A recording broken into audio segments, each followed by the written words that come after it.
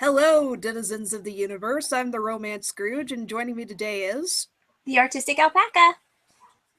And we're going to have a discussion about Jasper from Steven Universe.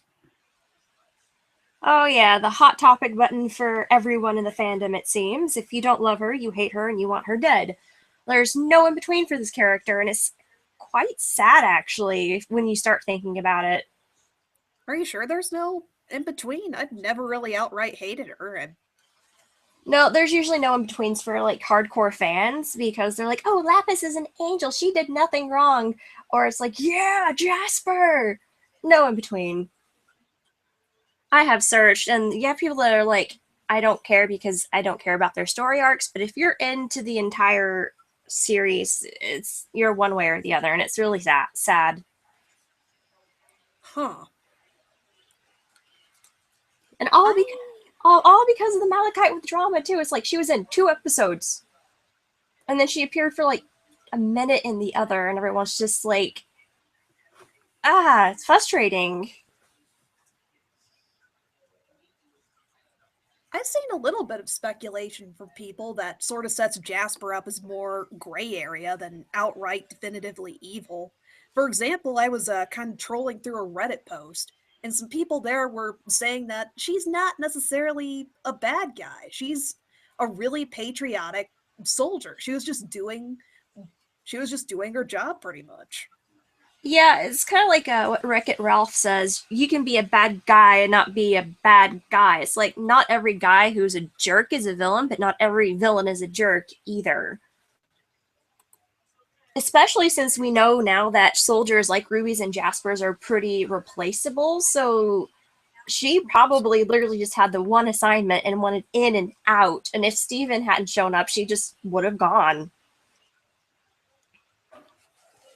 And the reason people are painting her as a bad guy is because of Lapis too, and what happened with the fusion there. Which now we know that the fusion is kind of messed up because Homeworld doesn't know much about it or even really practice it, and not so much of it being, oh, they're not compatible. Mm, I'd say there's some note of compatibility there. But Malachite definitely could be refined if Lapis and Jasper got along better or had time to practice fusing. Oh I'll bet yeah, I mean, Opal. look at I'm sorry. Garnet. Sorry. Oh, it's okay. I'll bet Opal had a really awkward form at first. It probably took Amethyst and Pearl a while to perfect her form. Yeah, definitely, since they're kind of on the opposite ends of the spectrum, and even in the mini gym series, they say that fusions that are made between two gyms that have trouble collaborating are very unstable.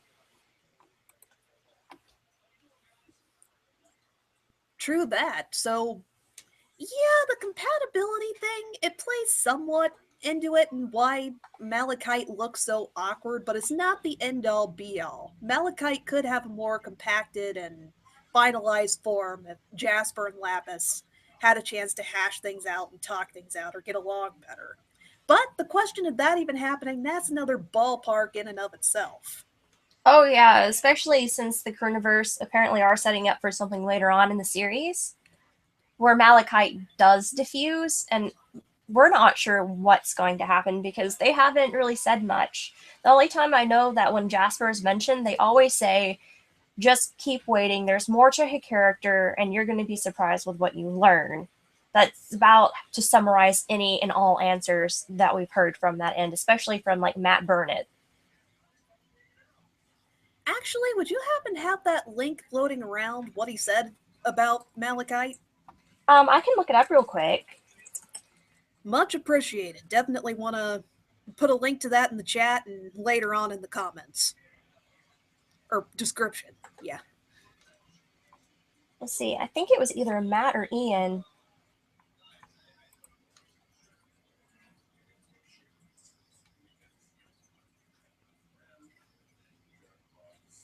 Let's see. There's so much here. I typed in Matt Burnett's tweets and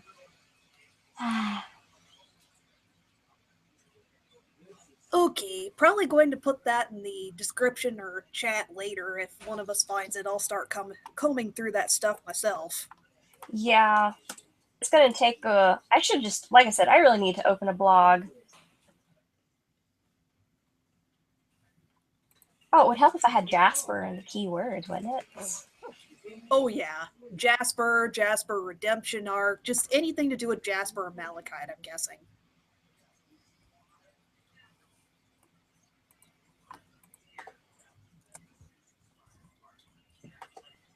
Let's see. But yeah, they're always saying, oh, where is it? Ah, dang it, not wrong one. And I know that even Rebecca Sugar herself has drawn a lot of the like Jasper and Lapis art too, and none of it has been really, what's the word? I want to kind of say violent or something along the lines. Like it's never usually negative Hmm. So there's because been sorry. you go.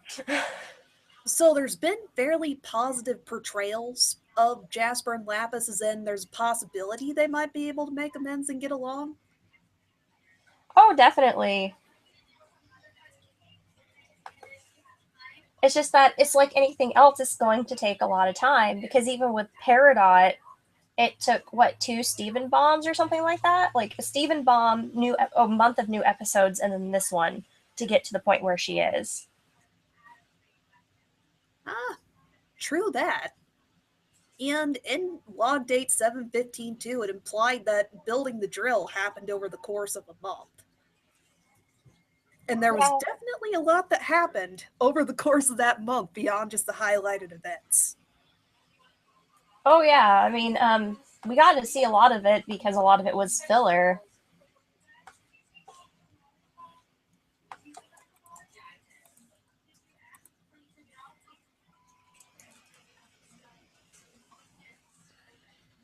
All I've found from looking up my keywords have been Matt Burnett, Steven Universe, Jasper.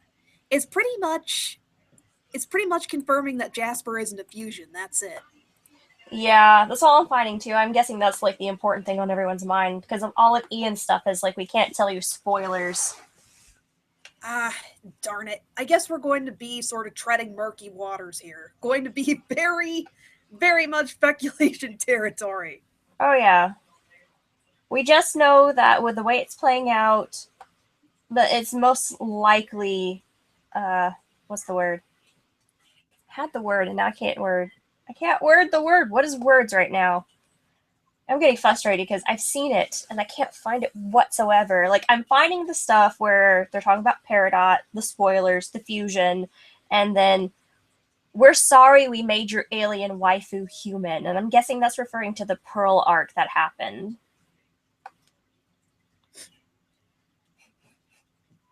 Huh. What is it? I wish I could remember when I saw that tweet and I would just go through the archives. Hmm. May as well just drop it for now. Oh yeah. Assuming that Jasper is going to make a return, we know that Lapis is going to make a return. Oh yeah, Cartoon What Network kind of spoiled that. what do you think Jasper's reaction to breaking off of the fusion is going to be? Lapis, it can't really draw much from the promo, but she still looked pissed as ever. Then that's probably going to be the same reaction because when you stop and think about Malachite as a fusion, when Jasper may have coerced her into fusing, but when Jasper wanted out, Lapis didn't let her out. So she's probably going to either be angry and she's going to have to be poofed, or she is going to be broken and in like a shell shock state. Oh man. It would be something to see a spirit as resilient and persistent as Jasper get to the point where she's numb, just broken down, like she's reached her proverbial breaking point where she just can't take anymore and she's kind of given up, just sort of shell shocked. Yeah, especially with how forceful she is with things. if that does end up being the way things go, there's going to be a lot of room for dangling if she's going to end up going back to Homeworld or staying with gems. There was one theory, I think I actually have this one in my Tumblr likes. Hold on a sec. Alright. My internet's slow, so it's going to take a little bit. Come on, load. I see you trying. Where are you? Where are you? Load.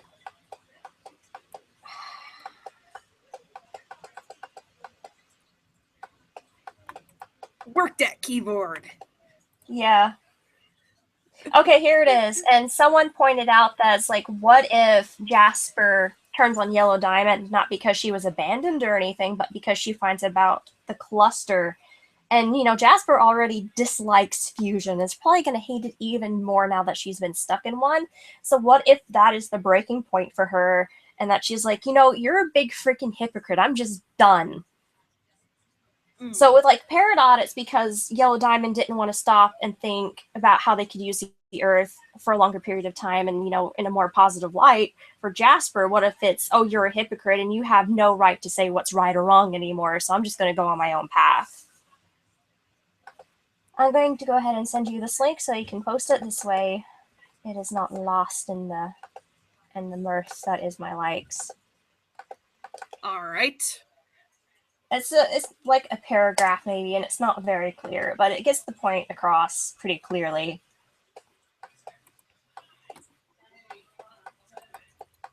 And I actually can see that happening with Jasper because she is very righteous and, like you said, patriotic when it comes to what she cares about and her job. This is from Ativer. I'm going to read it aloud.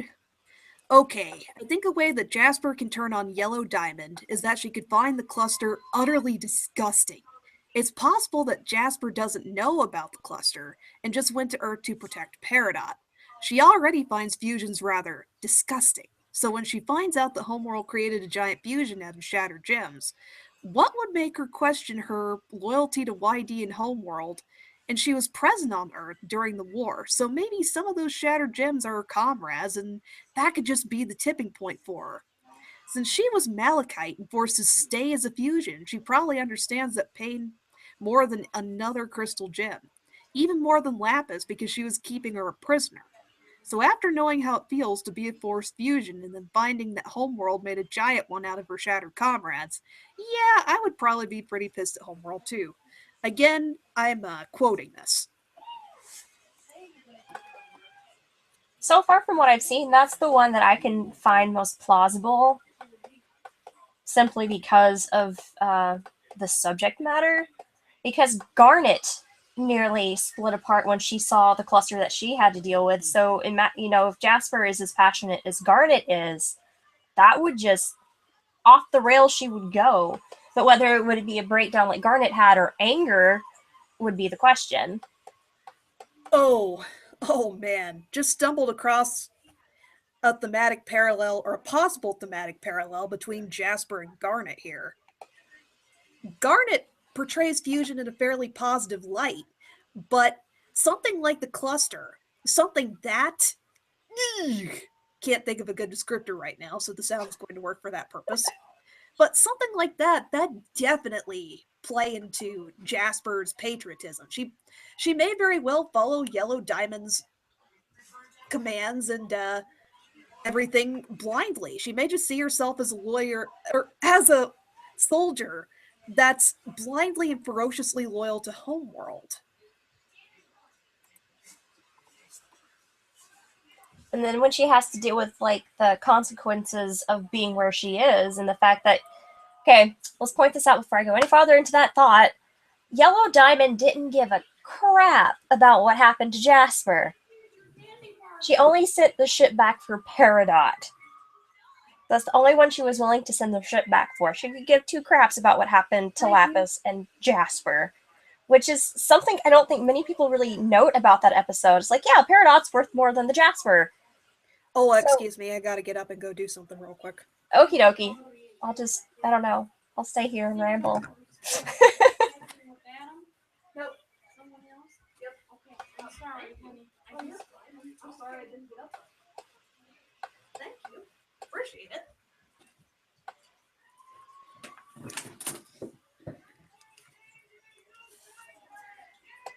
Okay, sorry about that.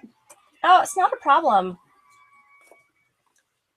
But yeah, think about that. When she realizes that Peridot was deemed more worthy to be brought back to her assignment and back to Homeworld than she was, I think that would also cause a fracture in trust because, she has been loyal, nothing but, and having to be stabbed in the back like that, ooh, that could cause a lot of issues. Hmm. Do you think Yellow Diamond would have offered to bring her back to Homeworld if...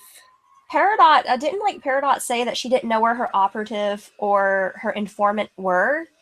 And Yellow Diamond was basically like, eh. Yeah, pretty much. She did pretty much respond to that with indifference. So, think about that. How much of an inner fight would that cause when Jasper discovers that? Whether it be through Garnet, who's maybe trying to do what she did with Peridot and get to know her by being nothing but kind, or if she discovers that through Peridot, who gets tired of her attitude. That would be a knock in the peg to bring her down some. That would, I'm thinking about it. I'm just getting upset because that would make me upset. Yeah. A combination of that, forced fusion, maybe finding out the truth about the cluster. There's several things that could lead to Jasper just turning on Homeworld and being, screw this. Yeah, even if she doesn't join the Crystal Gem, she could be a neutral party that's just like, I'm going to do my own thing. I live here. Basically, what Amethyst said in the theme song comes to mind. She is literally fighting for Earth because that's where she lives. It's like, yeah, I'm stuck here and I'm going to protect it, so yeah, you can't be here anymore. Heck, in Amethyst's case, not only does she live there, but it's a huge part of her identity and where she developed a lot of her personality. She's taken a lot more inspiration and influence from humans than Garnet or Pearl have. Oh yeah, I mean they mentioned that in the book that she likes to experiment with forms, and if Jasper hangs out with her, since they're both being quartz, Amethyst probably would be the one to take on this, the teaching role, as it were. Honestly, I'm not sure Jasper would be too keen on joining the Gems. It's kind of a toss up there. She might join them because she wants to get back at Homeworld, but at the same time, I don't know. I'd be convinced if we saw several episodes where she explored the Earth like Peridot and got a feel for what the culture and surroundings were like, that there was something about it that she really respected and really admired about it. And she she probably, if she joined the gym, she would be ferociously loyal. But See, the question is, what would lead her to joining if she did? See, I'm looking at Jasper like a character named Scar from Full Metal Alchemist. He was considered the antagonist of the series because he was going against the state. And in the end, he ended up fighting alongside Edward Elric, the main character of the anime, but he wasn't on his side in particular. He is the enemy of the enemy is my friend.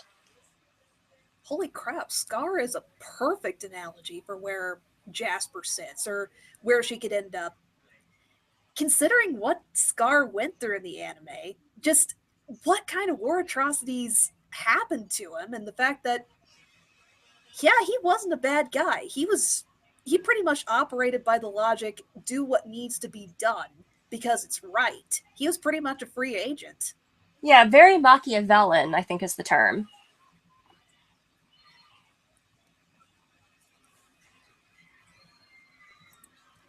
Yeah, that certainly fits. If I remember Machiavelli correctly,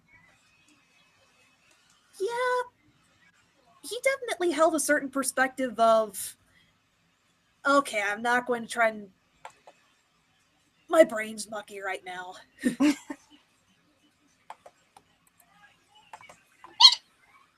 Excuse me. Sorry. It's perfectly fine. But yeah, and like I was thinking about that last night because I was watching Full Metal Alchemist because it's one of my favorite animes, and I was like, Scar and Jasper have that sort of feel about them to where yeah, they're not good, but they're not bad either. They're literally there fighting alongside of whoever the good guy is in the series because he has to, not necessarily because he wants to. Because Scar, even in the anime, was like, "I don't like you, Edward," and they had several head bash competitions basically until it came to the time where they were like, yeah, we got bigger stuff we have to deal with right now. And I have a feeling that's probably how it's going to go for Jasper. She may not join them, but there's definitely going to have to be some sort of cooperation.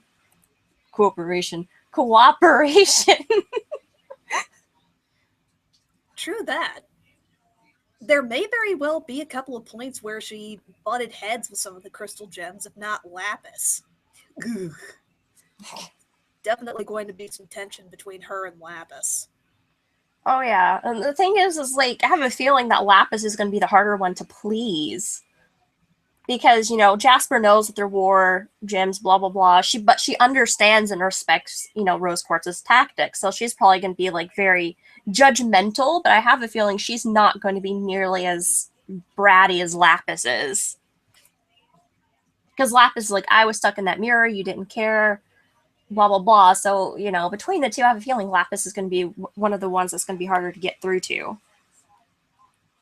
True that. I wonder if Jasper is going to ask Garnet for round 2 or something like that. Could you see the two possibly having another spar or another round sort of as a, and that leads to Jasper developing a begrudging respect for Garnet or something like that? Oh yeah, especially if like Garnet decides to be sneaky about it and split specifically to fight Jasper, just to show it doesn't matter if we're split up, it's the fact of how we work together that counts. And that would be a definite kick in Jasper's pride. Oh yeah. And that seems like something Garnet would do. Maybe Garnet is Jasper's Edward Elric. Oh, I could see that. Because isn't it at the end of Brotherhood, doesn't Scar end up like having his own little section of the military for the Shambhala and refugees and stuff? Yeah, I think so. He has a moment of redemption where, or rather where he's sitting there still feeling kind of guilty but wanting to step up and do something for the Ishvalan refugees. And he was definitely starting to make talks with the Mustang at the end there, if I remember right. Because I know that during in Brotherhood, at least during the fight between Edward and whatever that zombie vampire weird thing was, he was definitely fighting alongside them. And at the end, where they have like the picture, like credits, and they're showing what they're doing, he was in like a militia. So I can see that being a similar story with Jasper. Like I said, it would take the longest, but it's definitely a possibility there because it has been that what's it called? Archetype has been shown to have that sort of path. Hmm. Actually, I can see this shot in the dark here, but going along with the theory of Jasper feeling for forced fusions, I could have sworn I've gotten to a couple of discussions about Steven picking up where Rose Quartz left off. This is really murky, really trying to heal or bring back broken or corrupted gems. What if Jasper stepped in and played liaison or something, or threw her hat in the ring to help out with that? Hmm, that's an interesting thought because she is a warrior, but if she is a quartz and is supposed to be like Rose Quartz's mirror, she might know more violent ways to get the healing process going instead of the soft approach that has been shown in the series thus far. Hmm. Can't remember where I saw that post about Jasper being the opposite of Rose. I think what was it? was it Facebook or Tumblr? I don't know. There was this really big discussion about it a long time ago. Actually, Jasper being Rose's opposite, that definitely makes sense. Rose Quartz is kind, compassionate, kind of mushy. Jasper comes across as really aggressive and blunt when you first meet her, like somebody kind of gruff, not or a bit cavalier in some respects in how she interacts with other people. She probably has a soft side though. I imagine that she has the potential to be a character that's kind of gruff on the outside, but is really nice and personable to people she gets to know. Oh yeah, that's usually how it goes with soldier architects like Jasper, though. Is that yeah, they're not really non-approachable at first, but when they're needed, they will go all out to help the other party out, even if it's not in the most compassionate way possible.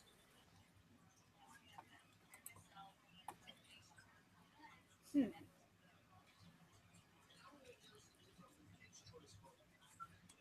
It's like Hadn't with it? oh. Sorry, go I ahead. was gonna say, like with Garnet, if you notice, she's very tactical about how she says things and how they're worded. Meanwhile, Jasper just probably wouldn't sugarcoat any of it. Just be like, "Yeah, you screwed up. You gonna do that again?" Meanwhile, Garnet's like, "Well, maybe you shouldn't have done this for X, Y, and Z." Hmm. There's excuse me. There's definitely there's a lot of potential for Garnet and Jasper interacting here. Garnet introducing Jasper to approaching people with a bit softer but firmer hand. Yeah, and there was one of my friends was actually talking to me earlier today about like how Jasper and Pearl would get along, and I was like, I'm was really like, I don't really think that. And then they brought up that Pearl was able to break from the norm of what pearls are supposed to be on Homeworld. So what if it's her tactics that Jasper gets curious about, and Pearl has to basically deprogram her? I think was the word my friend said. Let me check my notes here. Okie dokie. Yeah, deprogram her and basically, have to reteach her if she decides that, she has to stay on Earth because she doesn't have a choice. Hmm. And that would also bring up a lot of tension. And then since, Pearl does a lot of the sword training with Connie and stuff, she could actually help Jasper work out any anger that she does have. Somebody brought up a really interesting analogy in the comments here. Another Let me see. anime analogy. Would Jasper be like Vegeta in Dragon Ball Z? That actually really fits, considering how arrogant and prideful Vegeta is. Even after he reforms to a degree, gets used to being on Earth, gets together with Bulma, even after all the stuff he's been through, to the point where he would protect Earth, he's still incredibly prideful and arrogant. I could see Jasper carrying herself the same way. Yeah, being like, yeah, I'm still the top dog. I don't care what any of you guys say. I didn't reform, I reformed you. Yeah, pretty much. Might describe it as I went through a rough patch, okay? But yeah, that makes sense too. It's like have Vegeta's attitude when she does have the potential reform, but get there the same way Scar did. Yeah. Something just dropped in the living room and it scared me. Fear.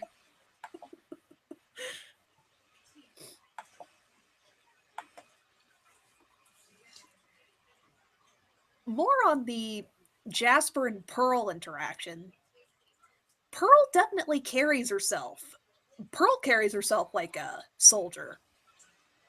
Yeah, it's like anytime I read like human AU thoughts with Pearl, she's always like the one 40-year-old veteran that gets up at like 5 o'clock in the morning to put like her flag up. And I'm just like, that actually fits surprisingly well for her because of how she acts.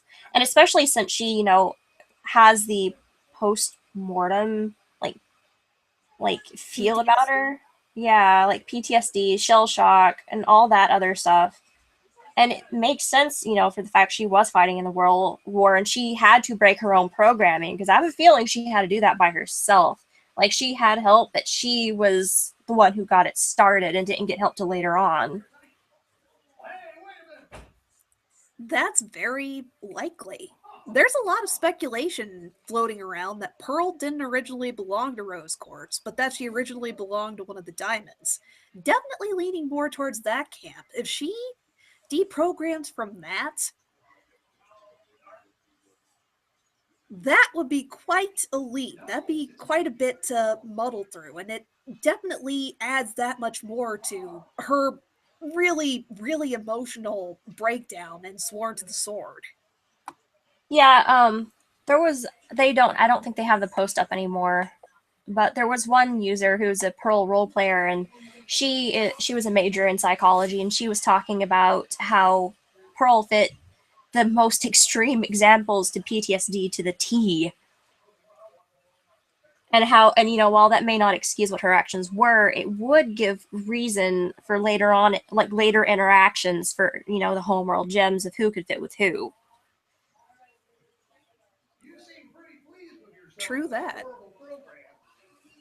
So, with that, if you go by that logic, a Pearl and Jasper interaction could be likely. It probably wouldn't be nearly as deep as the one we saw with like Garnet and Peridot, but it would be something that holds.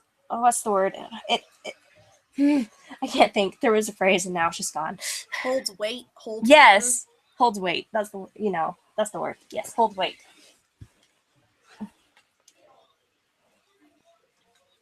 Maybe there will be Because different I've noticed with the interactions. way it's paired up so far, it seems to be like Lapis and Steven.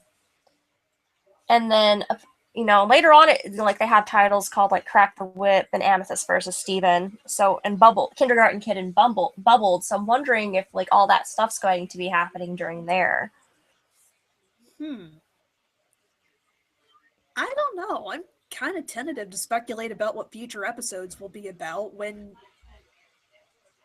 originally I thought Stephen Bomb 4 was going to be really covering Steven's character arc and development, but last three episodes really Peridot centric. Oh yeah, like I think they put it that way though because we did need a break, and for Steven it's going to be a much slower development because he is the main character, and you've got to kind of watch what's being built up around him to be able to understand and pay attention what's happening to him. Ah, true that. They did resolve one major plot point, and that'd be his trepidation about aging and growing a bit older. They resolved what they started with the so many birthdays episode.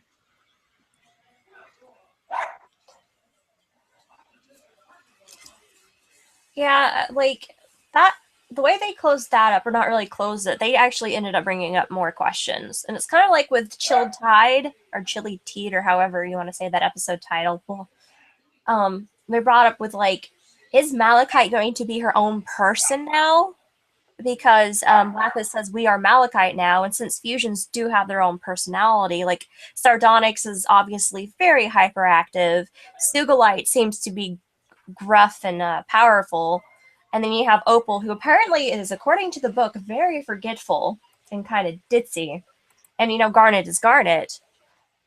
Does that mean Malachite now, since neither side is pulling and they're basically typed in a little area together? Does that mean Malachite's going to have her own personality? And if so, what's that going to be like? Because I've also seen speculation about Malachite and what if she ends up being lost and confused because she doesn't know who she is. She just knows that she's angry and she wants out.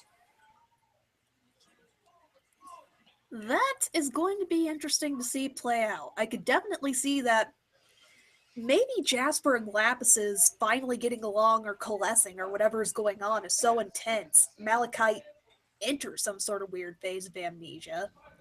And somewhere along the line, that's where the fusion falls apart. Hmm. That's a really good idea.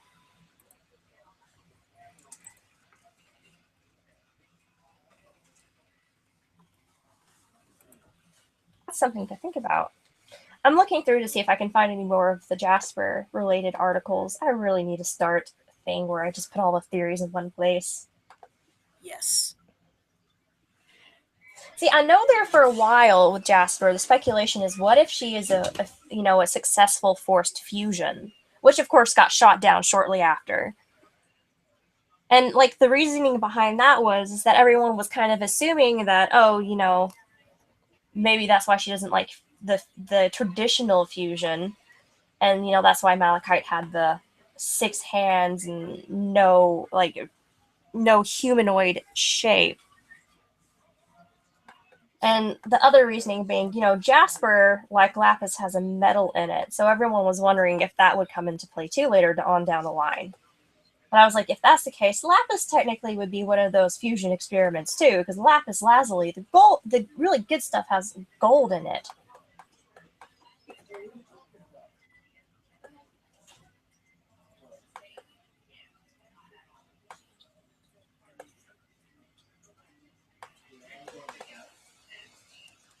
There may be another reason for Jasper's dislike of fusion, or no, this one is pretty much straightforward and obvious. In the answer, they revealed that fusion is pretty much seen as something frontline soldiers like rubies do to make themselves bigger, to make them more powerful, to make them good frontline soldiers or bodyguards. Someone to run in before the big guys like the corpses come out.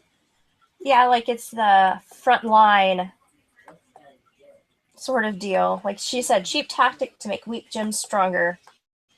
And there's also, like we mentioned in the other podcast, is that the color segregation was also a really big thing too. That's true. Actually, I was just kind of thinking about the differences between the diamond quartz. As in blue diamond's court, if you look at lapis and sapphire, there are some similarities between how they conduct themselves. As in certain outcomes are absolutely inevitable, and they just kind of grow to accept this rather than fighting against it. Their big thing is to figure out how to achieve certain results or how to accept certain outcomes. And that's where somebody like Ruby or Steven would come in saying, you have a choice. It doesn't have to be this way. As in, everything isn't quite inevitable. And there That's has. Well, sorry. I was going to say, and that sort of passion and dedication and spontaneousness, I don't know how to say that word, would have to bring them to actually deal with their emotions and deal with the fact that, hey, not everything's going to be given to you on a silver platter. in Sapphire's case, she definitely had a much stronger and more compassionate support system. And in that case, she's a fairly reserved but still really kind and compassionate person. She's usually the person or the gem speaking through when it comes time to deliver fairly serious or fairly serious news. You have figures like Sapphire and Lapis. In Lapis's case, she didn't really have anyone to help her deal with all these emotions building up, the fact that she's now a prisoner. Now that she isn't in Blue Diamond's court, she doesn't have to conduct herself. She can just let loose, hence the rip-roaring emotions and the Urgh! Oh, yeah. Like, I know that she started kind of showing that in Mirror Gem, where she, kind of had, like, this playful attitude. And once she realizes that that's how she can conduct herself all the time if she wants and be able to be happy, I think there's a lot of potential there. The reason why I wanted to bring up Blue Diamond's court is to kind of compare and contrast it with how Yellow's court conducts themselves. If you look at both Peridot and Jasper, they're both fairly prideful. Perry definitely has an ego to her. She has a bit, I'd actually go so far as to say she has a bit of an inferiority complex. That sounds about right. But she's definitely a very prideful gem. Jasper carries herself with a lot of pride.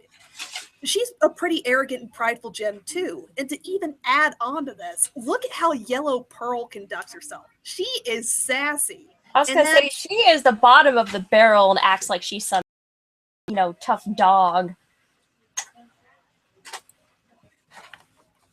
And it's like, with that comparison too, it makes you begin to wonder, is like, what if it's not that Peridot's idea wasn't any good? It's like, what if she went to the wrong diamond? Because Yellow Diamond wants to get it done and wants it to get it done with no questions in between. Yellow or Blue Diamond, however, seems to be the type that's willing to listen if the outcome's going to be good for her. Yeah, she definitely seems like the type that when Sapphire approaches her with certain results and outcomes, Blue Diamond considers her fairly valuable and essential to the court because future definitive outcomes, definitive results. She can go down a checklist and say, my plan is in order. That's definitely the diamond you'd want to approach and talk to if you were mapping out a great plan on a grander scale. But the caveat would be if things aren't certain, if you don't present them in as clear cut a way as possible, no go. Oh, yeah. See, like, I know that one of the bigger questions, since we have seen the differences, has been what if the diamonds don't really get along? And That's that's why they're segregated. hmm. And it Bringing might up be why, once again, going back to Jasper, why she acts the way she does when she sees how the gems are living together. That's exactly what I wanted to lead up to by comparing and contrasting Blue Diamond's court with Yellow Diamond's court.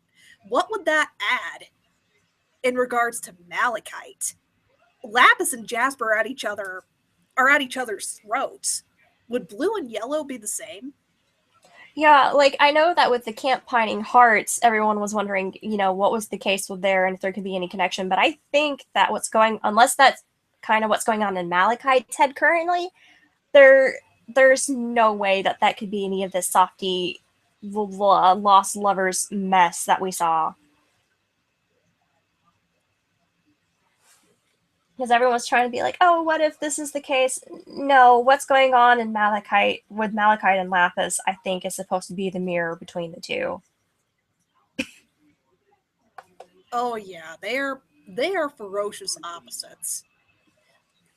It the impression I get from Malachite is that Lapis Jasper was in the wrong place at the wrong time.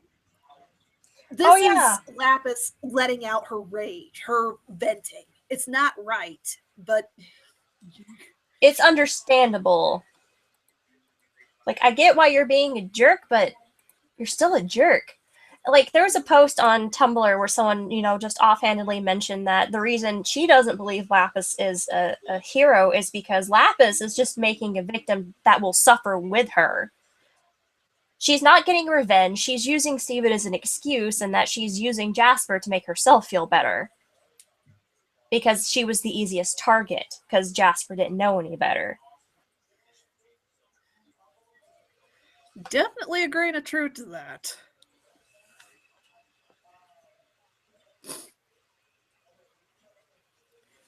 One of the biggest things I've wondered about Lapis is how did she get stuck in the mirror in the first place? Who put her there and what it was for a damn good reason? Yeah, like, have you heard Perfectly Vindictive's song where it's stronger than you, but it's from Lapis's point of view? Not really.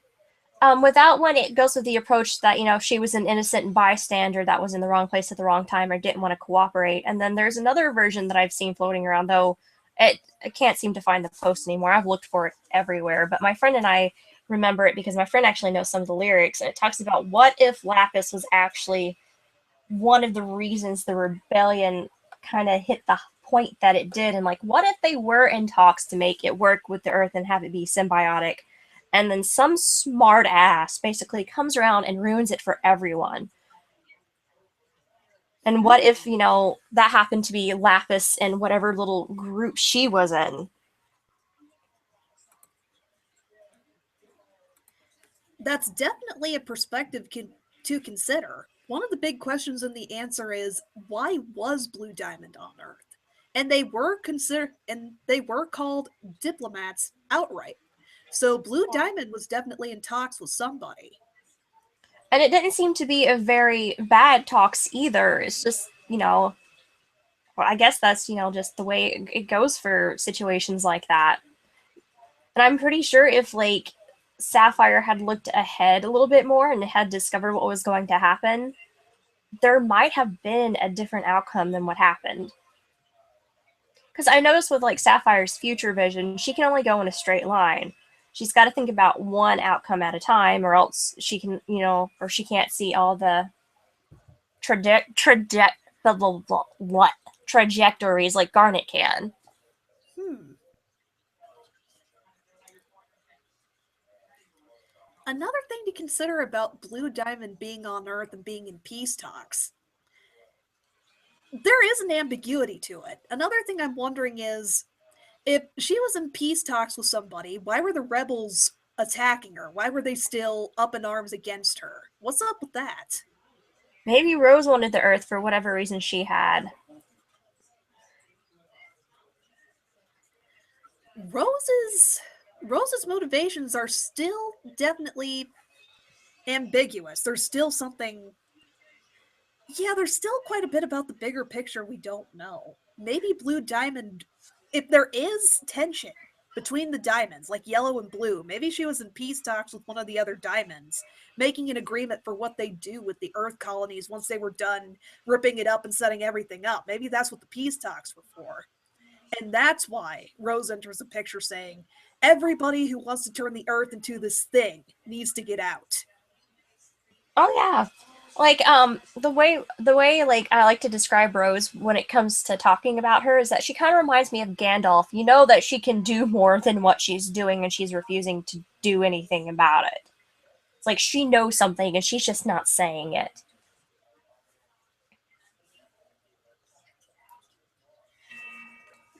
And the thing is I've noticed, like, with all the places that Stephen has gone to where his mother had, worked, like the strawberry fields and the fountain, she has left, like, these obvious clues, and there's something she definitely wants them to continue. So I'm wondering if that may play into the whole Homeworld Gyms thing, is when they start seeing all this tech that's still working and it's flourishing on this planet, that might actually help them make up their minds about the Earth. Sorry to sound kind of dense, but what are some of the obvious entries left Uh, behind? the healing fountain is one. The strawberry fields is actually, people are theorizing that that's probably where one of the kindergartens started, because they did mention that they have tried healing the Earth's scars and it's just taking a very long time. And then of course you've got, like, the ancient tech that works too. Like, what was that bell thing that Lapis used? Oh yeah, it was a communications device. It was what I think And the that's spire too. The communication spire that Sugalite erect and cry for help. I think the bell was the precursor to the diamond that Peridot picked up and what they were using to get in touch with the diamonds. Mm-hmm. And I'm wondering, with all of that, what if, Peridot has been hearing about all these areas and stuff, and that's, like, one of the main reasons she was able to come up with the way she mentioned about not disturbing the local ecosystem. She probably was definitely taking notes. If she's seen these types of things and what rose quartz did to sew them together to the point where they're symbiotic rather than destructive, she'd definitely want to pick up research and continue on that. And I know that they have mentioned that they've been going back and forth to the kindergarten for the tech that's left over there for the drill. So I wouldn't be surprised if there's going to be an episode where they actually find other log dates that are from the rebellion.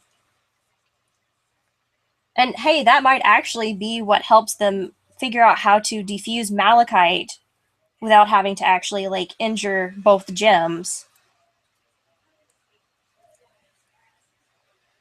As in some kind of piece of technology that could pull apart a fusion? Yep, kind of like a bigger version of the gem destabilizer that they had in the Return. Oh yeah. But instead of actually causing the gems to poof, what if, this destabilizer just disrupts them long enough to where their molecules fall apart?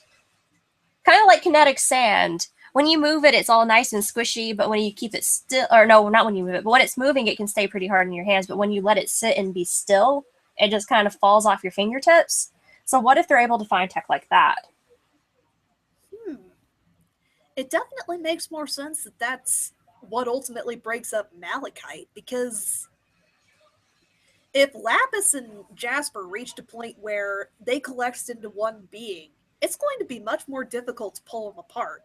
The likelihood of Malachite getting amnesia or not remembering who she is, that that seems like it's very probable. It just seems like this fusion is so corrosive and there's such a tug of war. It's either going to break apart because they just aren't in sync enough, or other circumstances, very dire circumstances. And I mean, in the preview, so unless that preview is like a few episodes after Malachite's broken up, it would actually, make the theory more plausible too.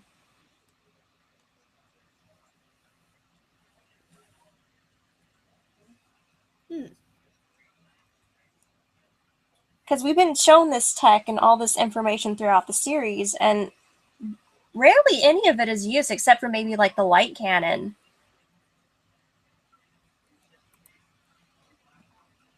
True that.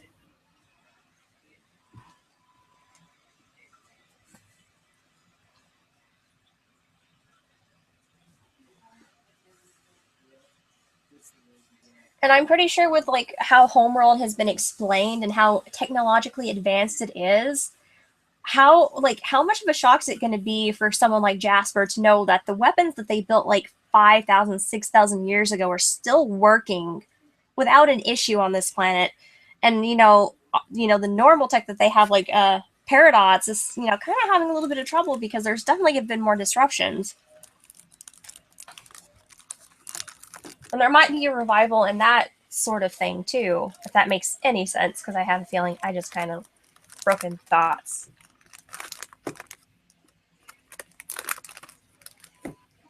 Snack break?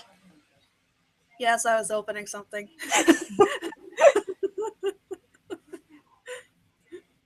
Just like snack break. Hashtag snack break.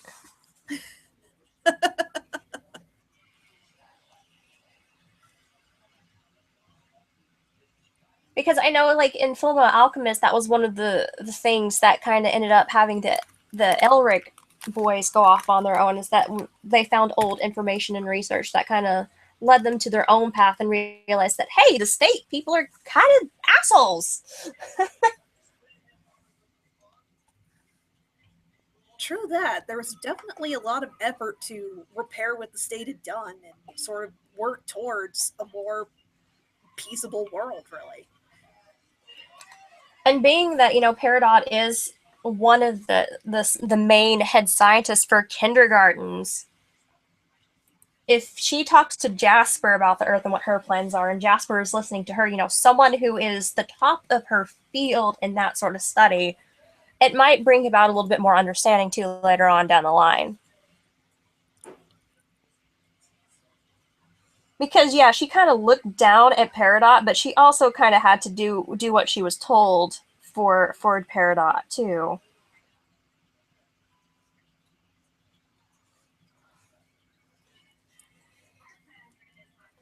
Yeah, in that particular set of circumstances, or when Peridot brought Jasper to Earth, it definitely seemed like maybe Peridot was slightly higher in the chain of command because of her role. And yeah, it was like someone in the comments here said, "Well, yes, she is a scientist. She is more important than a soldier."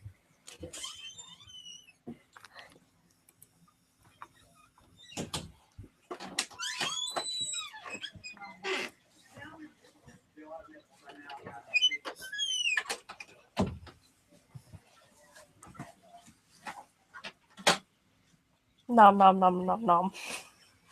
Oh god, you can hear me chewing. I just got good hearing. You'll have to forgive me.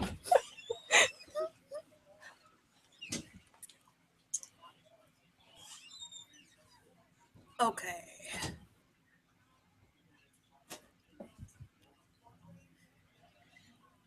Actually, the dynamic between Jasper and Peridot, not really much established or built upon in the episode that Jasper first showed up. Yeah, it was really vague. Like it was almost like as if they were equals at first because of how they acted to each other. Like Peridot and Jasper could definitely have a dialogue where, they could kind of be like smart alecks to each other and not really have any consequences from doing that. True that. That's one of the few times we've seen Peridot act openly. When she was in front of the diamond, she was quivering and like, my diamond just Please don't hurt me. And then with Jasper, she's like, "You're a damned idiot. You're a damned fool. What the hell?" very different dynamic. I kind of wonder what let's say Jasper comes back into the picture and sees Peridot with a star on her uniform all of a sudden. Very major paradigm shift and change. What would her reaction to Peridot having a star be? It probably ranged between what's going on here, what did I miss, how long was I out, and betrayal, basically. Violent feeling of betrayal and wanting to beat the snot out of her. Somebody in the comments just asked, or Yadagarasu Guide, sorry if I mispronounced your username, maybe Jasper will have lost memories or parts of her personality due to the fusion. I can see that actually with fusions, especially if it's one that's forced, because being a fusion is like an intimate way for gems to get to know one another, I guess, is kind of what was being said in We Need to Talk. So if Jasper is, or even better yet, what if Jasper is experiencing some of Lapis's memories and what she's gone through? Ooh, ooh Yeah. boy. And they're having to experience each other, and maybe, that's kind of why they're going to be the way they are whenever they do show back up in the show. I wonder what that might lead to. Would Jasper maybe have some kind of identity crisis? Maybe not necessarily come out as a. She's definitely not going to be in her prime. She's definitely going to be half the prideful, arrogant gal she used to be. It's going to take a while before she gets back to full blown, snarly, aggressive fervor. Oh yeah, definitely. Especially if that it does end up being the case for that particular fusion. Because fusion can also be very mentally wearing on a person too. And it can be wearing on either as exhausting or, giving you a sort of high and feeling of importance. How do you think Garnet's going to react to meeting either Lapis or Jasper after this? That's the question I really don't know how to answer because with Garnet, she could be anywhere from saying, yeah, how does it feel to I don't really care and just walking off. Because I know with like Sardonyx, she was definitely feeling really betrayed by what happened with Pearl. And that situation's sort of similar to Malachite in being that Jasper wants out and she only wants out. So even if it's not like this, betrayal in the same way, it might be something that Garner's able to look at and go like, don't even get me started. What if that's the point? What if everybody else is a bit tentative about reaching out towards and helping Jasper, aside from Steven? But Garnet steps in and says, show her some compassion. You don't know what hell she's been through. Something along those lines. What if she happens to be the other compassionate voice that chimes in with Steven? Oh, I could definitely see that considering what happened with the Cry for Help arc. Huh. Once again, something that people seem to overlook because I guess they're too busy focused on like the main plot line of that. Because a lot of the show is mirrors basically.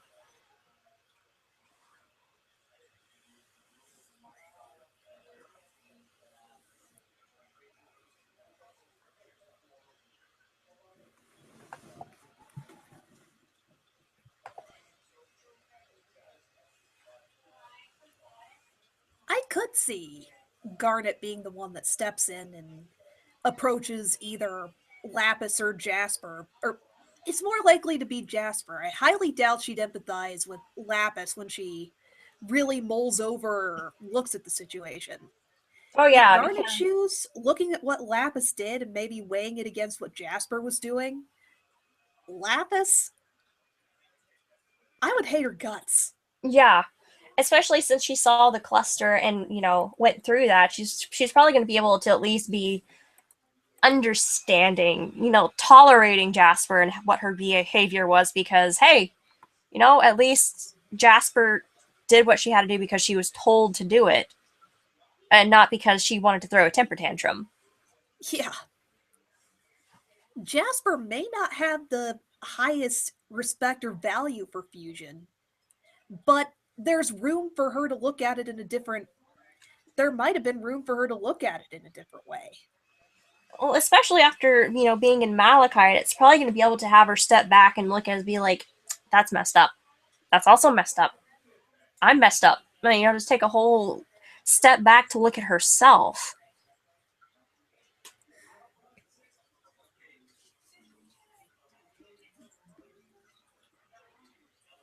I don't know. I guess of the two, Jasper just seems like she'd be much more sympathetic given the circumstances. Yeah, considering like what Lapis did, like one, she tried to steal Ocean's Earth, then she tried around Stephen and Connie, and then she did that.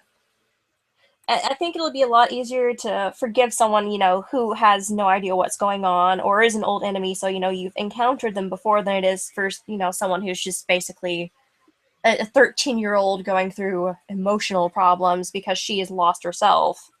But unlike the others who are able to deal with it fairly well on their own, she is taking it out on everyone around her.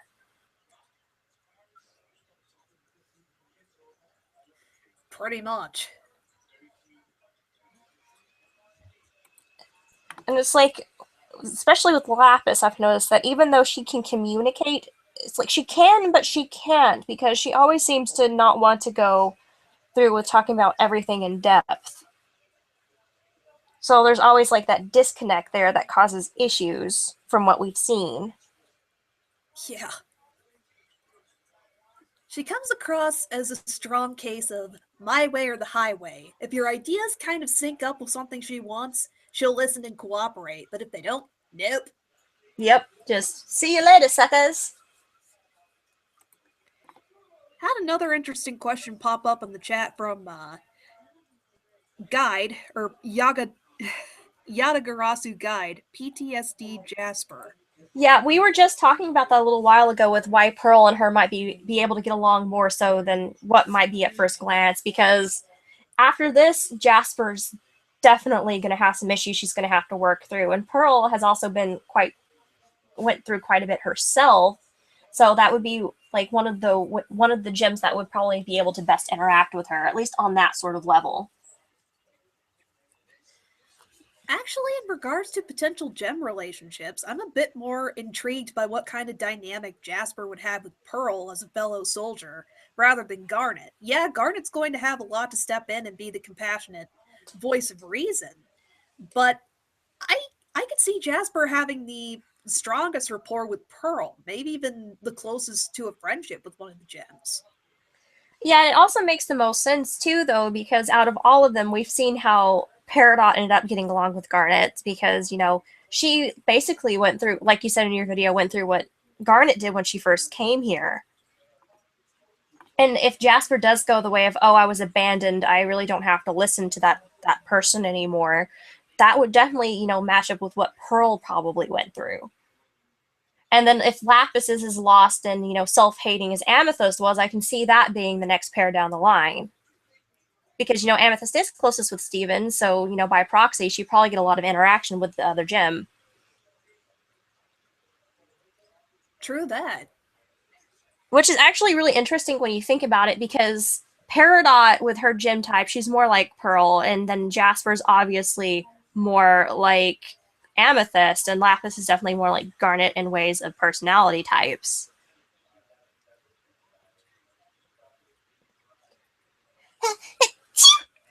Gesundheit. Thank you. You sound like a sneezing kitten.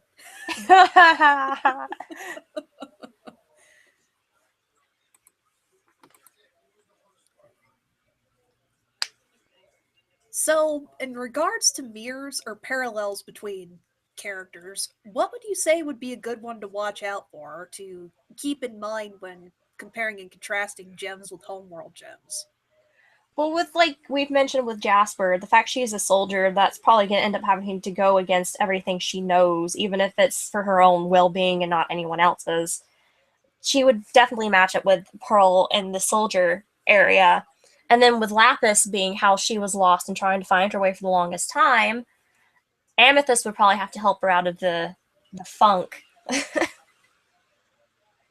Because we've already, discovered what Peridot and Garnets were. And then with Steven, I'm wondering if he's going to end up discovering through Jasper and the others that, hey, that war wasn't black and white. There was gray all over. It just depended on which area of gray you wanted to step in. Because I was talking to my mom about this podcast. I was like, I was sitting there and really thinking about it, the whole situation for Steven Universe. Currently, the only way gems can reproduce or have been shown to reproduce are the kindergartens.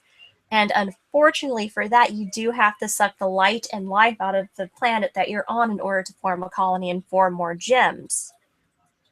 But if you do that with a planet like Earth that actually has life and, is already being terraformed for another species, and you take them out as genocide, you're screwed either way. There's no way to put it. It's like, oh yeah, you can't have your kindergartens here, and then you could lead to like half the gem species not being able to come back from healing or anything, and then you wipe out humans, and it's kind of the same aspect. It's like stuck between a, pardon the pun, rock and a hard place. Pretty much.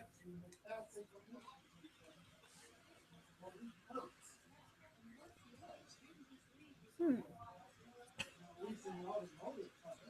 Wonder if it's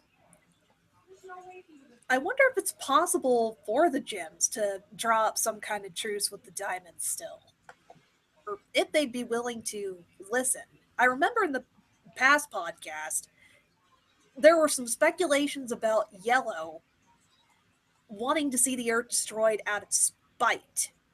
Oh yeah, my brother brought that up because he was thinking about it as like, oh, she can't have it, then no one can have it, sort of deal. And That it's definitely falls in line with how prideful the entire Yellow Diamond regime is. oh yeah, I can agree with that.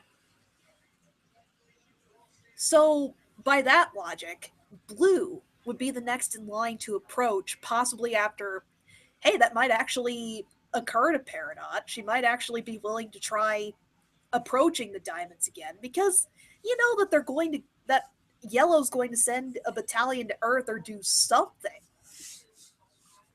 So there would definitely have to be a little tension there that would be able to open the lines of communication. Oh yeah, if Yellow is sending a battalion to Earth, it makes sense to try and reach out to another diamond or maybe try. It's like, I'm telling your big sister on you, calls the other one. If the diamonds do have tension with each other though, I guess if anything, for speculations or discussion about this to work, we need to know what the relationship between the diamonds are. Peridot mentioned that they were an overarching council, but how well do they get along and are their decisions unanimous? Do they have infighting from time to time? Yeah, that's like I think the one of the bigger questions that everyone's asking specifically because we didn't get to see much of how they interact with each other this past bomb. We were just revealed enough to like to show us and get us curious about the whole matriarchal system that goes on in Homeworld. In We know that regards, Blue is a diplomat. We know that Yellow Diamond is most likely over the militia, and we don't know anything about White yet. So we're wondering if they're going to be revealing that sometime in the future. there's also the fact that Pink is out of the picture. Oh yeah, I'm which I found that starting. interesting because the way they've erased Pink Diamond is like the same way they erase leaders from like in art history. If you don't match up to what the person liked, your image got defaced, erased, and just completely destroyed.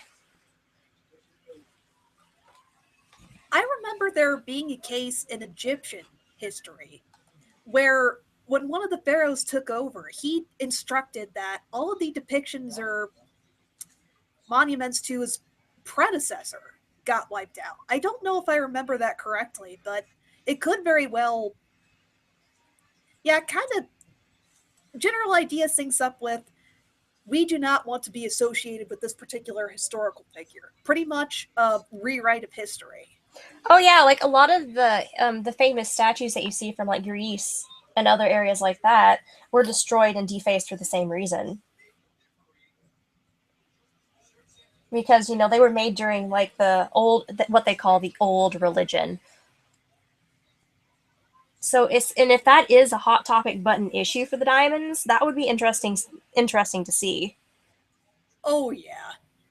I'm starting to think that Rose Quartz is a red herring for who Pink Diamond really is. That she's an entirely different character. And that Rose Quartz was just one of her more powerful underlings. Yeah, because someone brought up that in some of the previous, previous illustrations that we've seen on the walls, that Rose Quartz was shown holding a diamond fighting against Yellow Diamond.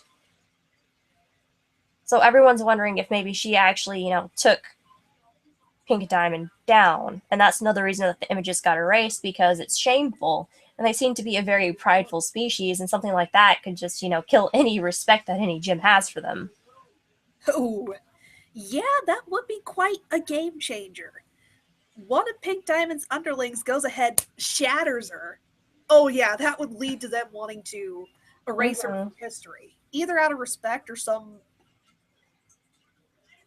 Shame. Yeah. Or both.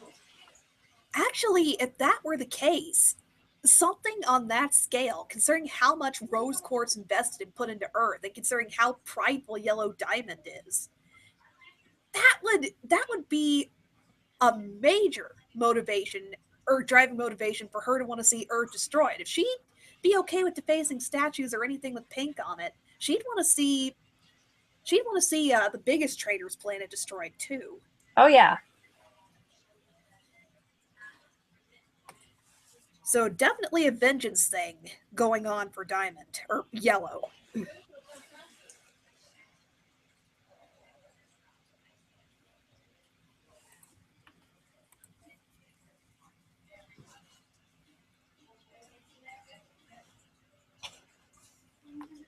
Our brains are buffering.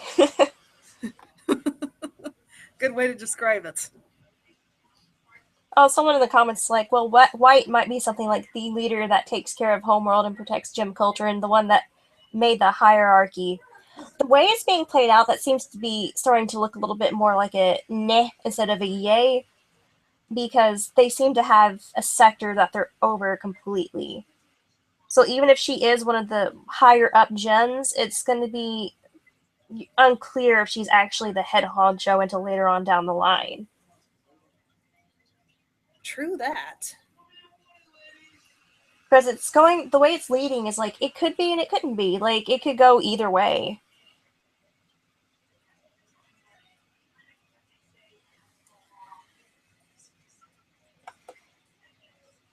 In regards to Yellow sort of holding a grudge against Earth, what if she devised propaganda and sort of pushed it down the grapevine to her underlings, and that might be why they hold such contempt for the planet.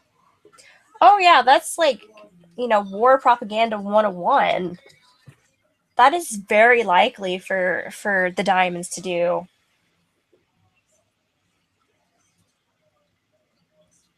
I'm kind of wondering if that'll come into play for Jasper. What if she kind of starts muddling? But I think Jasper's biggest thing is going to be parsing through. She was ferociously loyal. That's part of her built in programming, per se. She's not only going to be fighting her programming, but maybe trust issues, a giant aversion to fusion. I I don't know if she will join the gyms or how long it would take her to even be on common ground with them. One of the things I would definitely like to see from Jasper in the series is like her telling Steven what she heard about the rebellion or how it happened according to her. because that is a side we haven't seen yet, is we haven't seen it through their eyes and what the rebellion actually, and like how they would think or feel that the rebellion was harming them. And if he does that and Steven listens, it actually might be able to show us as the audience a deeper understanding of what's going on too.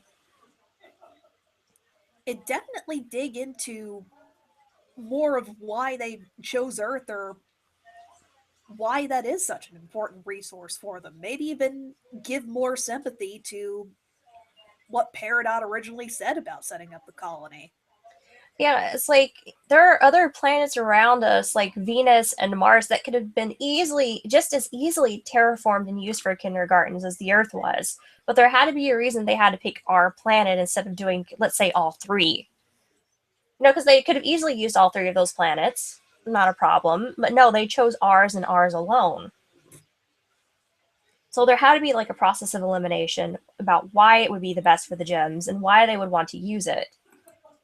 And if it does come out that it would have been the best place for the gems population to, regrow and recount itself and to get back to where it was before, or even to help excel them a little bit more into the future, that would make a lot more sense than, oh, we're just going to destroy it for whatever reason.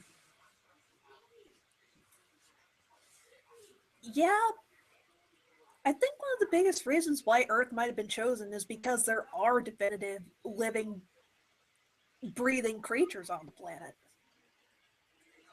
And considering, going to bring up rose quartz again here, I remember speculating or seeing somebody speculate that Rose has a strong tie with life, that she can make things grow, that she had a vested interest in life forms. What if that connects to Pink Diamond? What if Pink was sent out, or her mission was to find planets that had life growing on them?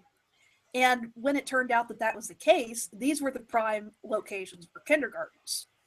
Oh yeah, that makes sense. That makes sense too, because like guide and says like maybe it's because it contains organic life, and that's right, that could also be a thing, because even though like the conditions on the other planets I mentioned are good for that sort of thing, it might be because they do have a much richer source of nutrients, I guess, for here.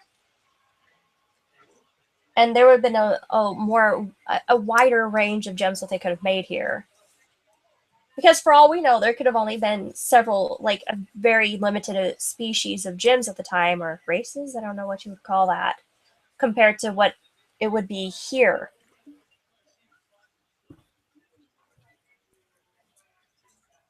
That brings up a really interesting idea. What if there were gem types that formed on Earth that didn't form on Homeworld or couldn't form anywhere else? Yeah. Like, I know that Earth is one of the few areas to where gems like opals and stuff can form, but it takes more barren planets and more barren space bodies like asteroids and Mars for things like paradox to form. And it would, Oh, and what if that would be the case? Is like depending on the gem type and how they're made could vary to what would be grown on which planet.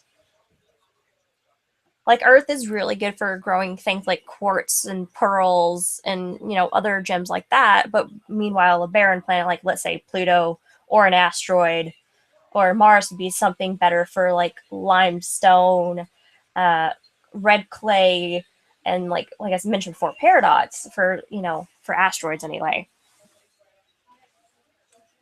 Could be a threat at some point. That's a stretch though. That's also very possible too, especially if they did have the future vision from Sapphire. They can be like, yeah, these guys are gonna mess things up. We gotta take them out. But that's like definitely one of the more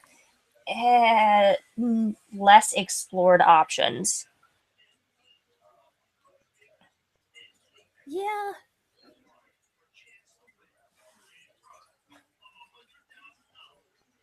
Especially considering at the time that the rebellion started, we were basically the equivalent of Ewoks. Pretty apt comparison. So somehow the Ewoks found enough firepower to ward off the technologically superior race. We smash against the metal, it break.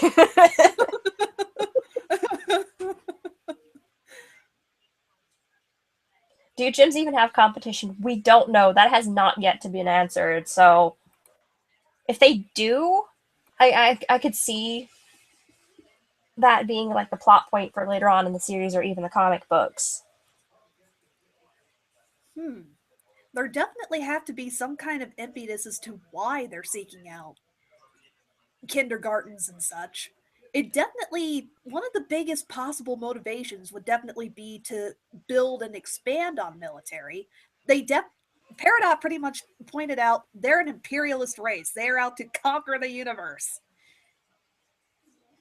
They're definitely conquering. So it's highly possible that they're trying to maintain their control and get more planets, and they may have some fierce competition. Yeah, the question is just who is it from?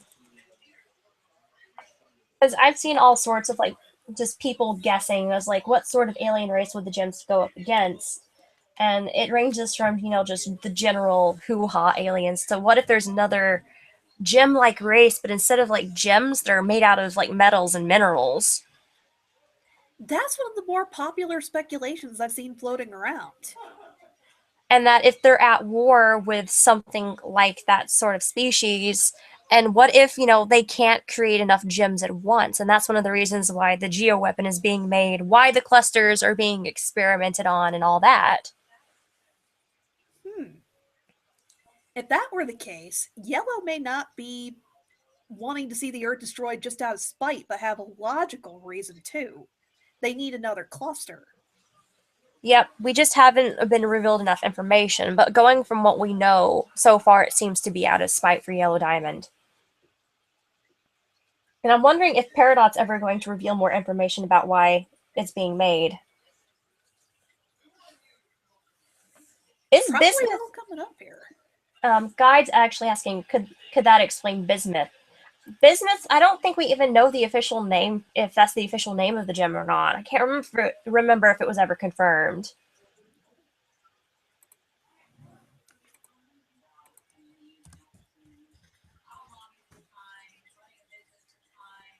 I've seen bismuth floating around. Okay, I'm going to come across as completely dense here, but what's bismuth? Or It's where? a it's shown to be bubbled in Lion's mane and Steven's video, the third one, Lion 30 straight to video. It's shown in Oh Lion's yeah. mane to be bubbled near the tree, and everyone's called it bismuth because it looks like the gem bismuth, or I should say metal bismuth, because bismuth is technically a crystalline metal. Oh. Hmm. So everyone's been speculating if maybe that was one of Rose's closest friends. What if that was part of Rose? Blah blah blah. And we don't really have any answers yet because we only saw it once. Steven, go in Lion's mane and pop the bubble and bring him/her out. It could be So, possible that the males take on masculine forms and use male pronouns. mm-hmm.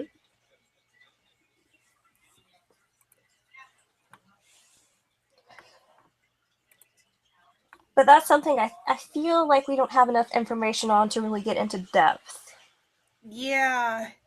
Yeah, that's really, really wild That would be like speculation. fan fiction worthy territory right there. Pretty much. Kind of tentative to Oh, get. sorry, I'm What? reading the comments. Shank X says, "Well, what if Ronaldo was right about the Sneeple? He has not been wrong yet, but they're in space and not on Earth." You are not wrong, sir, ma'am. Shank. The gems are locked in a battle with the snake people as to who's going to take over the universe. That is a valid point to point out. Ronaldo was pretty much spot on when he started theorizing about polymorphic rock people. Yep. And the angry triangle lady.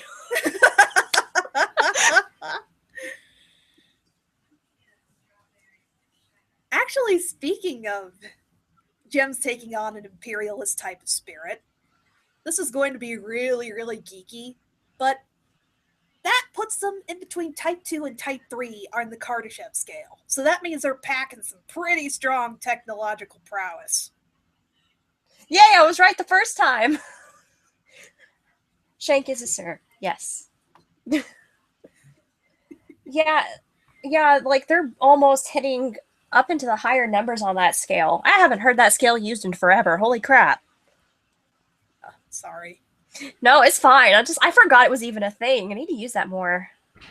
I had a library job and I had a lot of free time and I started getting a vested interest in aliens again and yeah.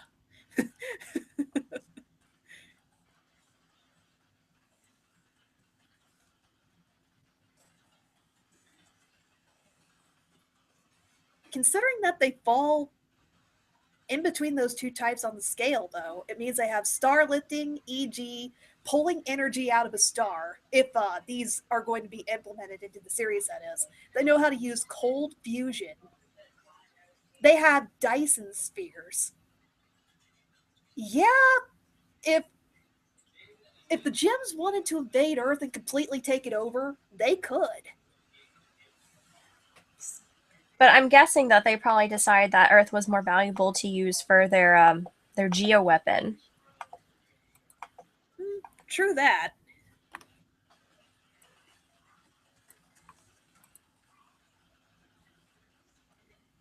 Yeah, they've probably taken over all the planets that they really want to. Yeah, Earth is more of a resource than something they'd want to take over. It If they seems that way. if they did come back, they'd turn it right back into a resource. Into yeah, they'd turn it right back into a place to draw resources from. Well, if you really think about it, the way Earth works, especially probably from an alien's point of view, it is basically a living womb. For the gems, yeah. Pretty I mean, if you really think about the way our Earth looks and acts and how it forms everything, it is its own biological living being, even if it's not like sentient like us. Maybe the war was a front for the geo cluster. I can see that being a thing where perhaps like that did happen, and then the geo cluster was just kind of like, oh, we forgot about it, and now they're having to clean up their own mess. But they're also going to be taking advantage of the cluster. hmm.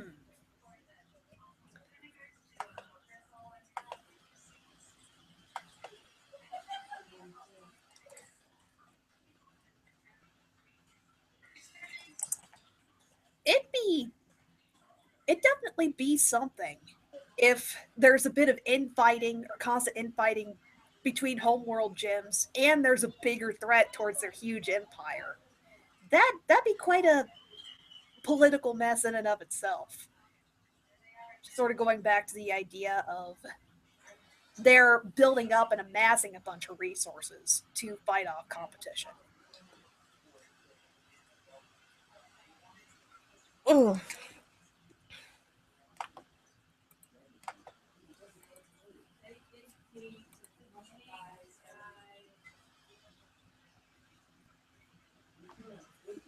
My brain is buffering.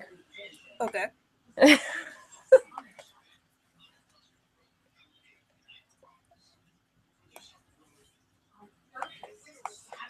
What would be even more interesting is like, what if there isn't competition? Ooh. What if this is literally just a way that they're stockpiling stuff? Hmm. Yeah, it's definitely not outside the realm of possibility that they'd be expanding their population because they have more planets that they could put gems on. They could just be building up a whole bunch of resources so that they stay on top and can continue expanding and growing, both in population and in how powerful they are. And for me, the way Rebecca Sugar is going, that also makes a little bit more sense because we haven't really like heard much of any outside threat that we know of. Because you think with the way Peridot has been, screaming and going about her job and everything for the episodes we've seen her in, something like that would have slipped out at some point.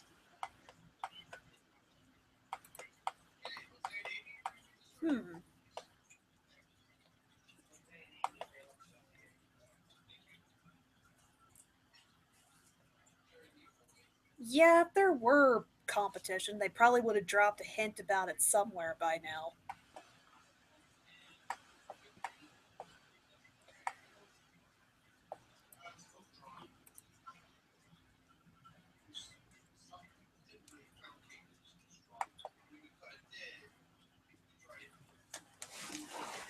Excuse me.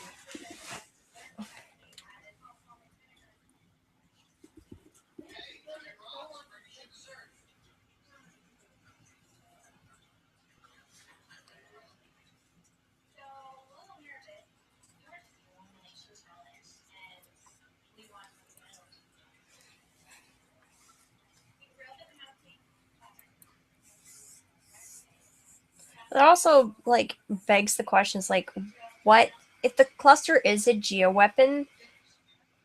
Why would they need it to be sentient? In a way, unless it's like the perfected form of the fusion experiments that were like the little test subjects that Peridot was looking at. That's a really good point to bring up. If they just wanted to use it as a weapon and it'd be completely loyal to the diamonds, there wouldn't really need to be much emphasis or measure placed on how sentient it was, only how cooperative it'd be. Instead, it seems like they went with the experiments we saw. They tried to keep some of the gem's personality and traits intact.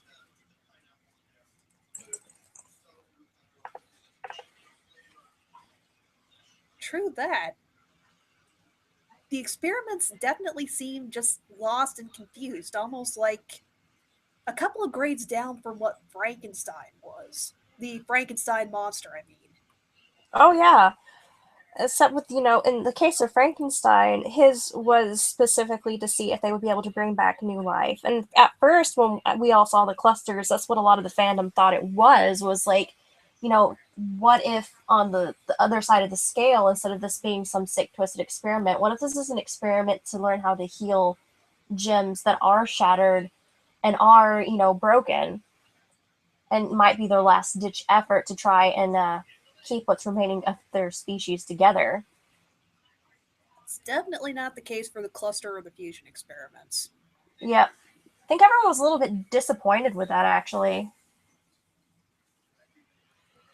Even though that's not Homeworld's aim, maybe Rose Quartz was looking into research to do the exact opposite. Maybe she was looking into what Victor Frankenstein was, and Homeworld's aims are the reflected opposite to keep up the whole thematic parallel or differences.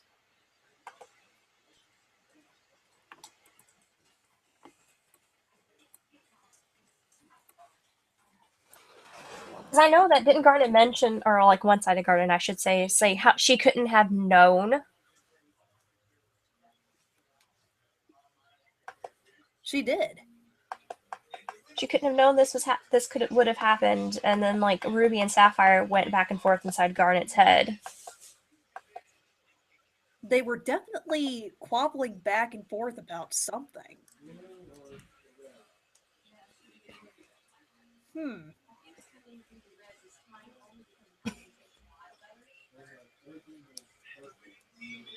There's definitely credence or credibility to the idea that Rose knew something about the fusion experiments or what could be done with shattered gems or had a vested interest in them because of the bubbled fusion or bubbled gem shards that showed up in Secret Team. Oh yeah, I think that was like one of the first times we actually got to see what a funky shattered gem looked like, if I'm not mistaken. Because we've had the animal life forms, but we didn't get to see like the dismembered hands and feet until that episode. Pretty much. That was definitely their introduction, and it just kind of picked up from there as the series has gone on. The interesting thing about the fusion experiments, didn't those only start waking up as the cluster started stirring or Peridot was checking on it? It seems that way because I know at the beginning of the show they had the red eye, which was kind of the predecessor for the homeworld gems coming. And then after that, like the activity for the gem monster seemed to pick up because, even they said, it's like, what is that doing here? And, they've made references to like the activity being more active than usual.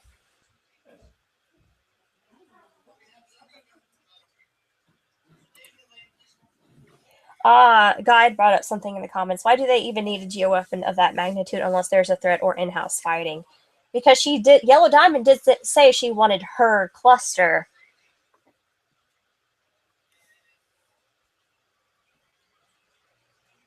I wonder if there is some sneaky backstabbing and fighting going on between the diamonds. Then they're kind of wrestling or grappling for control with each other, and they have a very tentative truce to the point where the planet stays functioning and they have control of their giant empire, but one plans on usurping the others in some respect. Pink Diamond definitely lends towards that, and Yellow taking complete ownership of the cluster.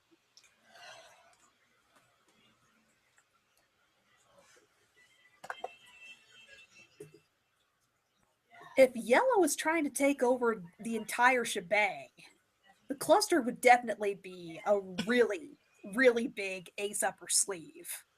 Oh yeah, that would be something like no one would. I would suggest. I would not suggest. Assume would see coming, especially if they are having to be down and low about it.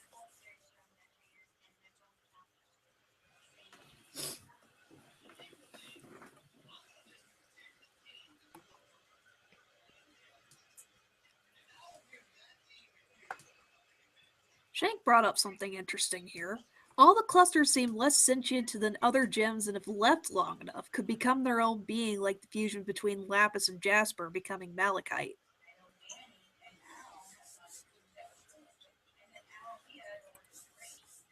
Yeah, they were actually talking about crystal shards in the Frybo episode that were what Pearl called semi-sentient.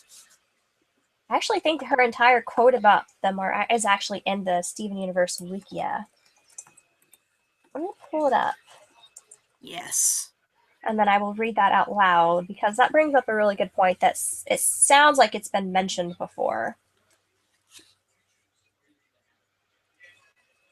Hmm. Freaking internet or Firefox or whatever's making it slow. Yes. Okay, here's what was said in Frybo about the shards. These shards have a powerful partial consciousness that has been harnessed by gems throughout history in order to create semi-sentient drone soldiers with the capacity to follow basic orders.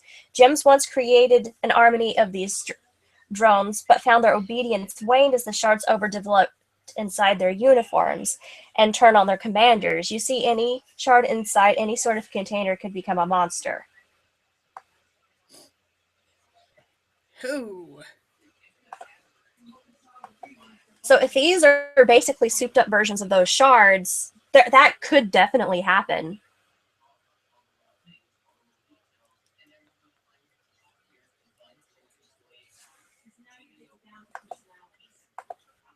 I kind of want to see an episode where the gems sort of find one of these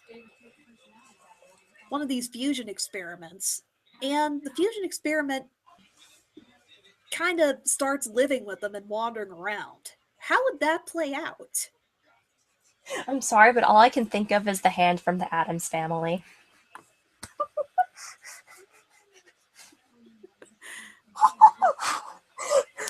That was a serious question, and my brain just noped out of that. Did it? Did it? Did it? Because if you really think about it, though, it matches up because that hand in the Addams family had his own personality too. And he could function and do what he had to do, even though he was a dismembered hand, and it might be something similar to that. That would be really interesting to see. Maybe there's an episode where Steven finds another one of those bubbles, accidentally opens it, finds a limb, but doesn't, or finds this dismembered limb, but doesn't tell everybody else about it right away, and just kind of starts training it, or trying to figure out, hey, what were you before you became this dismembered limb? What are you like now? And this one shows the most promise in gaining some sort of sentience or understanding of what happened to her. Or if they go back to the kindergarten and Peridot knocks one out of the wall again, and that one leads them to maybe some older logs, like I was talking about before, that shows like the progress of the kindergarten and during the rebellion. Oh, that'd be pretty telling. That would explain why Yellow Diamond would capture Lapis and imprison her just in case she would go tell Blue Diamond about the cluster. That is a very good point, Shank. And then what if this maybe that cluster that we or that little shard we were talking about maybe a mirror to Centipedal? That's also very possible because we've not seen that storyline revisited quite yet. That's one of the few that hasn't been sequelized, as I would call it, or explored more in depth. I'll bet they've been saving that for a particular reason, because that's probably what's going to tie into fusion experiments and otherwise. Yeah, most likely. Maybe even the key difference between gem beasts or corrupted gems and the fusion experiments.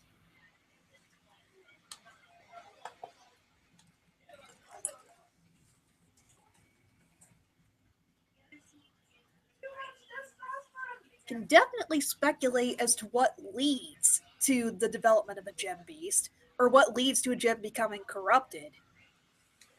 See, I know that's like one of the bigger fears with Jasper is that since she was forced to stay in that fusion for so long, what if she ends up corrupting due to the mental stress of it all? Oh,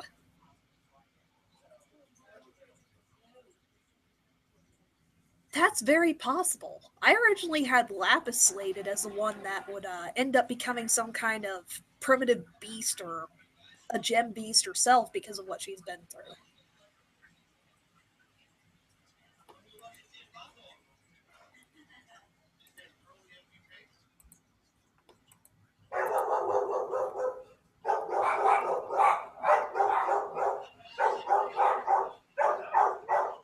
Sorry if you hear barking.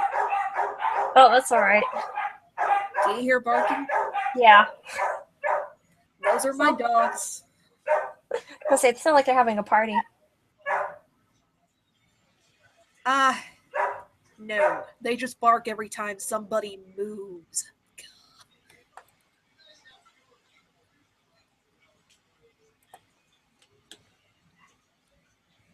I wonder if either Lapis or Jasper are going to have that concern pop up, as in they might be on the verge of becoming corrupted for some reason or another.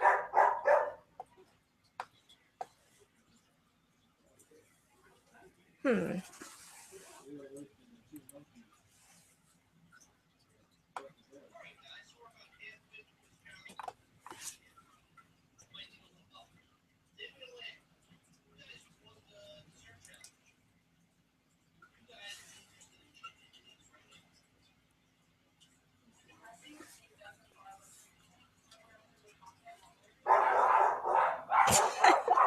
Man, they sound excited over something over there. Somebody got up and moved. That's it.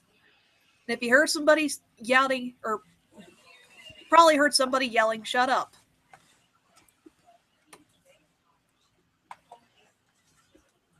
You may hear that at least 2 or 3 more times within the next 10 minutes. I'm actually surprised Amethyst isn't in here doing her thing that she does.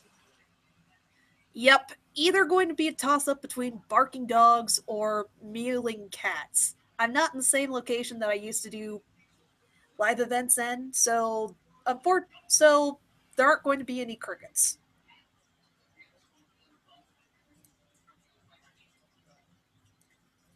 Crickets, crickets, crickets. Just when our brains are buffering and we're trying to think of what else to say on the subject. It's really hard to do non-scripted stuff. Yeah, I think before next time, might want to come up with a list of talking points or something. Definitely had a lot of interesting topics pop up here. Oh yeah, like I think this is going to be like a thing where we're basically having to figure out what works best with us. It seems as Yeah, long as we have a starting point, we're able to go for a pretty good while. yeah, getting to the 2 hour mark. I think we covered quite a bit of ground, so feel like stopping right here. Yeah, I think we've covered enough grounds for today before we end up going off the subject matter too much. Yeah, And if true anything, that. and if we discover anything else that could possibly add on to the subject of Jasper and the Homeworld gems, we can definitely come back and revisit it. True that.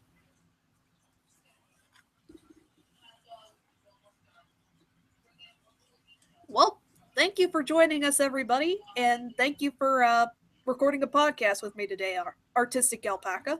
Hey, it's not a problem. I enjoy it. Good. Well, we'll see you later, guys. And I hope you have a wonderful day and please stay creative. Have a good day.